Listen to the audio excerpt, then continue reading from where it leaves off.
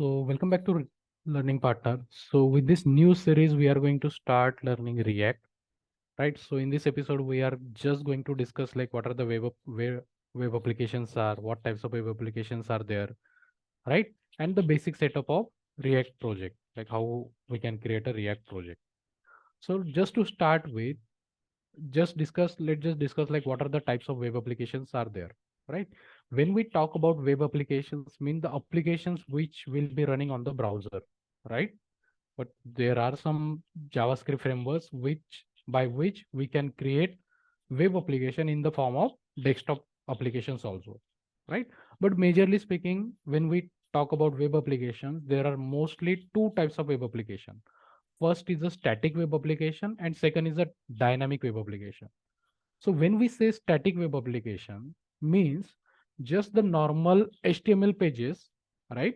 Let's say we have created a website for particular school, right? All the data we have shown in that website will be static, means it is not going to change anytime, right? So that is the background for a static web application, means it will be static as it is. When we develop the website or web application for the first time and we deploy that onto the server, un- unless we change that deployment again, that content will be same as it is, right? If we don't deploy the latest version, that content will be same as it is for next 10 years or 15 years or 20 years. That is not going to change. So that is static web application, right? The next part is dynamic web application. Now dynamic web application means what? So let's just try to find a application which we can say it is a dynamic, right?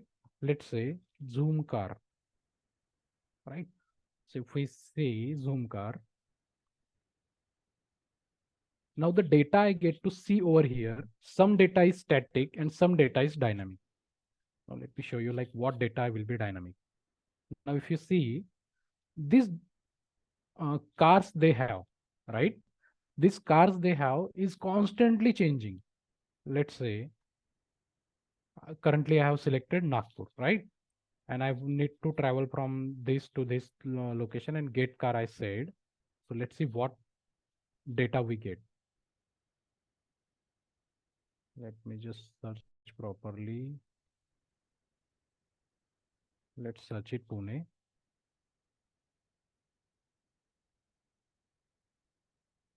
Okay. Let's just try tomorrow, Wednesday to 7.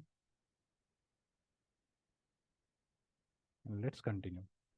So you can see on I'm currently searching for Pune city. So I'm getting some data, right? Some cars are available there which I can hire, right? But let's say I change the city to Delhi something. Okay, I'm selecting Noida now. Let's keep the date same as it is. Now the cars I will get will be something else, right? So this is dynamic, means all the content you see in the website is dynamic, means it is getting displayed to you whatever the actions you perform. Means we are changing the city, so some kind of different cars are coming. This is just an example what dynamic means, because this is not a static content. Whatever the user search, whatever the user select the city, based on that city some data is going to be displayed. So this is dynamic content, right? But let's say if we go to the same website on the home page, right? So now in the home page, if we go to the bottom, right? So this content about a section, right? Help and support. This content is not going to change because this is just a static content. There is nothing that we can make it as a dynamic, right?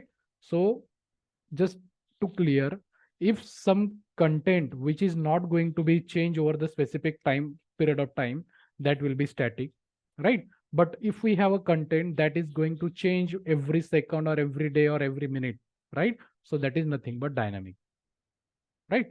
So this is about static and the dynamic applications. We will again discuss about the dynamic, like how dynamic application work, right? So next thing we have is architecture based types of web application, right? So what do we mean by architecture based type application? So if you say when we create a web applications, there are two ways to create. Either we can have multiple pages or we can have a single page application. Now, if you see, let's try to open Mumbai University page. So if I opening the university website, so you can see the URL mu.ac.in, right? But if I click on about us, so you can see hash is getting changed. Page remain constant, just some extra URL is getting changed. Let it load completely.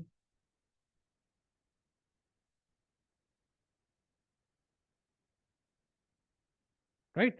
So URL is getting changed. Now, if I open the Nagpur University, RTMNU,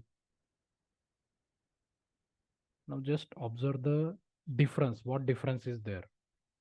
Like if I click on about us, so this is a home page, but if I click on about university, it is taking so much time. Yes. So now you can say pages is getting changed. Complete URL is getting changed. Means for about us, they have a separate page, right? Just like that, if we say academics and departments or IQAC, it is completely opening the separate page, right? Vision and mission. So this is multiple page based application. Means in a particular web application, we can have about us page, academic page, other contact us page, gallery page, so many pages we can have. This is like for every page, we will be creating a separate HTML page. That is multiple page based application, right? But what is a single page application then? Right? So single page application means this will be constant, right? But just a hash will be added. You means single page will be there. This page will be constant. This won't reload, right? But your content will be changed on the, if we click on the navbar, your content will be totally changed, but the URL will be same. Page won't reload again and again. So that is nothing but single page application. So this is widely speaking, like what are the architecture we have in web application, right? So multiple page based application was the standard application we used to follow from when web application was evolved, right? But since Angular and React came into the market, we get the concept of single page application. Means we will have a single page only, and in that single page only we will show all our web application. Means that page will be constant, but part of that page will be kept changing, right? So there are some advantages of using single page application, so we are going to discuss that in next episode, right? So in the first point, like we have discussed, like what is dynamic application. So just to discuss little bit how dynamic application work, right? So when we say dynamic, means data, whatever the data or content we show in the website, that is coming from somewhere, right? So that is coming from database, right? So first we have a database. In that database, we have multiple tables and everything, right? So we have data in that. Then we have a client side, means client side means our web application, right? So, and then we, in between this, we have a server side application. So whatever the data we have, that is stored into the database, right? In case of car rental, this Zoom car, we can say all the car details, cities and everything, we have stored all the data into our database, right? So when we have to show the data into our web application, what web application will request to the server side. Now, what are the server side application? So database like SQL is there, MySQL is there, Oracle, like so many databases are there. Just like that, server side applications are also there, like Java is there, .NET, right? So a number of server side applications are there, which will server side application means which can communicate with the database. Front end application cannot directly communicate with the database, right? So they need a server side application, right? So database I have explained already. Server side applications are Java and .NET, and so many are there. Let's say etc, right? Then we have web application. So web application we can create by using simple HTML and CSS and JS also, means JavaScript. Apart from this, we can use some framework like React, Angular, right? Plastic.js, Next.js. So many JS frameworks are there. Now, what happens when the application is dynamic? Web application will make a request to server web application, right? Web application make a request to the server side application. Then server side application will pass that request to the database and get the data from the database and return the data to the web application. And then web application shows that data in the website, right? Let's try to find out particular image. How web, or let's search specific.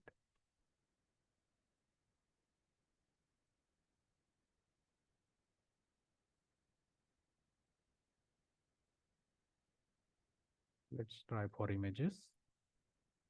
So see what I have did. I have just simply searched like how dynamic web application work.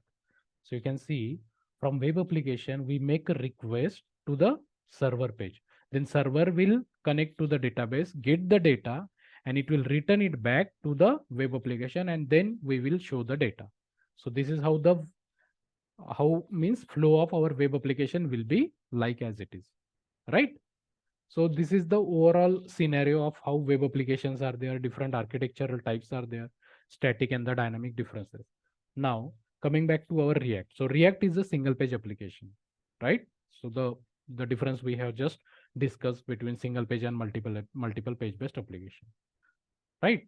So let's go back and talk with the installation. So to install the Node.js and to install the React and to work on the React application, first thing you need is Node.js, right? So first you just have to go to Google and search for the Node, right? So first website you will get, that is Node.js. So you just have to open it. On the home page only, you can see two versions are there of Node.js. Node.js is a Windows application, right? It's a software that we need to run if you want to work on any client side libraries, let's say Angular, React, Plastic.js, Next.js, so Express.js, so many things are there. To work on all these applications, this is the software that should be present in your laptop or your system. Without this system, without this software, you cannot work on the any libraries, right? So if you can see, there are two versions. Some one left side we have LTS, that is LTS means latest stable version, right? And this is the current, means they have released the latest version, but there might be defects or some ongoing development will be going on. So normally when we install, we have to go for the stable version only. So 18.17.1, that is the latest version we have. So just click on it, a setup will be downloaded, and you just have to open it and click on go next and next, and the Node.js will be successfully installed. In my system I already have it, right? After it's just a simple process, not a very critical one. You just have to keep on going, click on next, next, next, and the installation will be done. Once it is installed, what you can do, open the command prompt, directly click on the Windows button and type cmd. It will open the command prompt. Just to check like node is installed or not, you have to type npm-v. So npm is the command which after Node.js is installed, then only we can choose, right? So you can see 9.5.1, the version I have got. So Node.js is installed successfully, right? After that, you need Visual Studio Code. Again, just Google it, VS Code. Just go to the main site, click on download, and that is also the same process. Just click on, after downloading, just click on clicking on next, next, and the setup will be installed, right? Now we have to create the React project. So for that, you just need to open a Visual Studio Code. So I have opened the Visual Studio Code.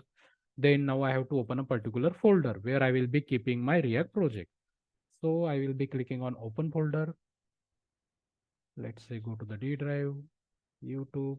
Let's create a folder that will be React, right? Now I have to select this particular folder. See, I have selected this folder, and then we have to click on the select folder. So that folder will be open in the Visual Studio Code. You can see React folder we have opened. Now we have to open the terminal. So there are two ways to open the terminal. First, click on the menu. You can see the terminal and then you can click on the new terminal. This is one way. Otherwise, you can click on the down. You can see on the left bottom, we have two icons over here. Just click on it. Same pop-up will open. Right? So currently you can see the terminal means just the integrated command prompt. And that got opened in the particular folder. You can see D, YouTube and React. Now, we have to create a React project, right? So again, we are just going to Google that. How to create React app. Okay. So you can see just the first website you have to open. Create React app.dev. Just open it. Why I am telling you everything in the Google? Because it will be easier. You have everything on the Google. I am just guiding you like how you can do it, right? So everything is mentioned over here. So you can see this is the command to create the React project. npx create React app, and my app is nothing but your project name. So you just have to copy this, and in terminal you need to paste it and press enter. So my app is my project name. You can change it. Whatever the project name you need to give, you can give it. Right? So what it is doing now, it is going to create a React app and it is going to install some files. So you can see it has created a basic folder. Okay, so first package.json is there. Let it create. Now it is installing some React, React DOM, React scripts and CRA templates. So some things it will install for the first time. Let's try to expand. Still it is not done. So let's just give some time to it.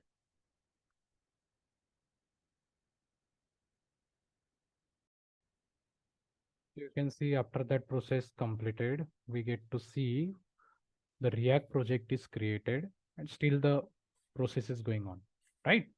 Now, so this node module thing is, again, it is in process, right? So installing template and dependencies using npm.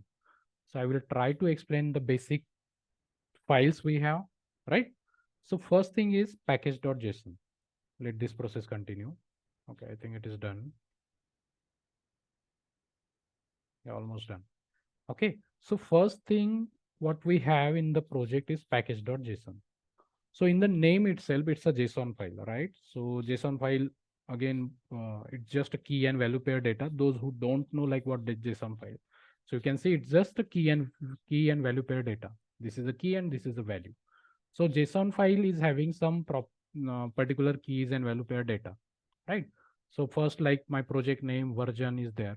Now, first important thing is dependencies. So in dependencies, you can see there are some packages which we need to run the React app, just like the libraries which we need to run the React project. Without these libraries, we cannot run the React project. Without these libraries, the React project won't be there, right? So now, so in package.json, in dependencies, we will have all the entries of our packages which we need to run our React project, right? So currently it has just 7 packages. Now, when we created React project for the first time, what it does, it will read the packages from here. What are the packages we have? And it will install all those packages into node module folder, right? But now if we say we just have 7 entries over here, but you can see here are so many packages are here, right? So ideally speaking, like we just have the 7 libraries which we need to run the React project, but these individual packages also has some dependencies. So what all you see over here now, these are nothing but dependencies of all these 7 packages. Now, from where it is installing? So it is installing all these packages from npm. So let's go to npm.npmjs.com. So npm means Node Package Manager. So Node Package Manager means this is a platform where all the libraries or reusable code and everything we can keep it, right? Let's say you created a library, language can be anything. You created a library or you created a code which can be reusable with any other project. Let's say you created a table with searching, pagination, sorting, or some basic functionality, right? And you want that particular code to be to be used by all the developers. So what you can do, you can create a library of that your code and host it on the npm, and other members can download and use that particular piece of code which you have developed in their project. So this is the portal. It is not just related with JavaScript. It is not just related with Angular, Java, or anything. All the types of programming languages are there. All those codes we can put it over here. Just the libraries that we can use, right? So let me just show you. I told you like, so React DOM. Let's try to search this. So this also you can see first entry we have got. So our package name was React DOM. So see, it is provided over here and it is being maintained by React team. So React team has created this library and that we have installed it, right? So the package version, right? So again, every package has various version. So you need to tell like which version you need, right? So 18.2.0 is the version we have installed. And let's say the latest version. Yeah, so this is the latest version, but it has some older version also. So you can see it has 1402 version from the start to now 18.1. Let's see from where they start. See, from 0.14, that was 8 years ago. So this library was created 8 years ago. Then after that, they have going on doing some advancement and changes to the library. Now they have reached to the version 18.2.0, right? So this is the latest version. So all the packages you can see over here now, all are getting downloaded from the npm, right? So package.json will contain all the libraries which we are going to use in our React app. Clear? Next is gitignore. Gitignore just a file which we need when we connect this project to the repository, and which the files which we don't want to push to the repository. This is not important right now. Then src and the public folder we have. So earlier we discussed like React is a single page application. So it will have only one HTML file. So that is index.html and it is in the public folder. So you can see this is a normal index HTML file that will be continuously there in the web application, right? And inside that we have a div which is having ID root. Whole our React application will be rendered in this div only. So this is the parent div where our whole application will be running. That is why React is called as a single page application, because we will have only one index HTML file, right? So this is that HTML file. Then in src folder, we got certain different files like app.js is there, index.js is there, right? Now to start with, so first file is index.js.